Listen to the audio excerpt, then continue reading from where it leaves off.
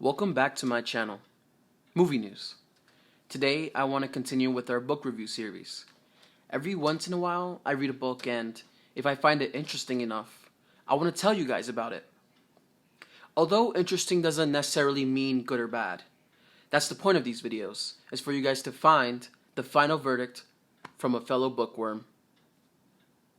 Books are very similar to movies, shows, or even YouTube videos. Under the right circumstance, you can be transported to another place. A good autobiography can do that. It specifically lets you see behind the curtain of the rich and powerful. This human curiosity of how the other side lives is how the Kardashians, movies like The Wolf of Wall Street, and even the popularity of Dan Bilzerian's Instagram account can be explained. We all want to be rich and powerful. This was my thought process when I heard the man, the legend, Robert Iger, had made a book about his life. This book would explain how he did it, how he became one of the most important men of our time. He is most famously known as the CEO of a pretty huge brand, Disney. He worked this position from 2005 to 2020. Also, I've come to realize how much more intimate reading a book about someone can be compared to watching a movie, a TV show, or even, dare I say, a YouTube video on someone important. Robert Iger was born February 10, 1951, in New York City. The book partly talks about his personal life combined with his professional life, which he talks about in terms of what made him the person he thinks he is today. It is hard to explain every success we have in life, but Mr. Robert Iger does a pretty good job at highlighting certain traits that helped him get ahead. The glamour is felt at times when he drops some big names and even elaborates further what kind of people these very important folk were.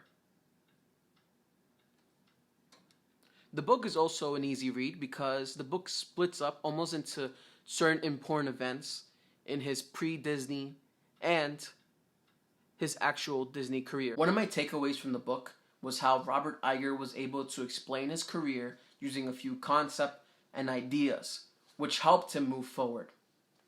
A long time ago, ABC was bought by a company known as Cap Cities, which eventually led to a lot of problems between the top executives and the new bosses.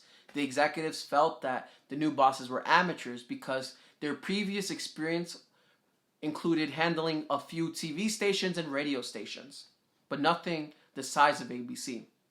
And at that time, they had been doing a lot of budget cuts and even splitting jobs in half. So that caused a lot of problems, and some executives caused so much problems that the respect they had in the beginning of this new company, they lost it all, and they were fired. Mr. Robert Iger was different. He actually tried to work with his new bosses and understood that they may know things that he doesn't, which led to the company going further and he himself moving up the ladder. So that's something that was really interesting and showed the power of respect. But there's another story that shows the same power of respect that comes later in Robert Iger's career. Much later, in the 1990s, Disney had a different CEO. It wasn't Robert Iger. It was Michael Eisner. He had been working with Pixar at the time, trying to make the movie Toy Story. But eventually they had a lot of problems, and Steve Jobs felt very disrespected, to the point where he publicly denounced Disney. And that was it. But much later, Robert Iger, as a new CEO, was able to purchase Pixar for a huge amount of $7.6 billion. Something that would make a villain from Austin Powers crack a smile. So, how did that happen? How did he do it? The power of respect. Earlier, before the purchase, Robert Iger had shown interest in the company, had shown respect, had told Steve Jobs he had a lot of admiration for the work that he had done with the company. And he even promised him that if he let him buy this company, he would keep the same work environment.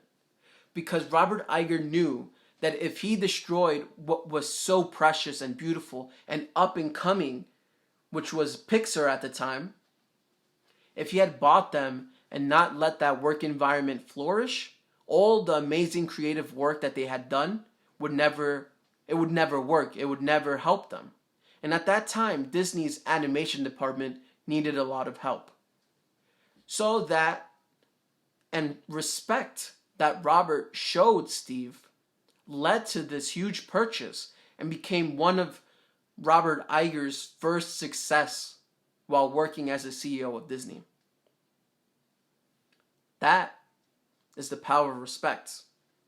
And a little bit of how Mr. Robert was able to move forward. There are more things that you can take away from the book, but that was just a sample, because what I prefer you guys to do is to go out, purchase the book, rent it, listen to the ebook, and get more ideas out of it. And if you want, you can even write it in the comment section below for others to read and learn a little more about how to be successful in life, or at least successful in the entertainment industry. This book is definitely worth the time it takes to read it, the purchase price, because we get what feels like a glimpse inside of his mind.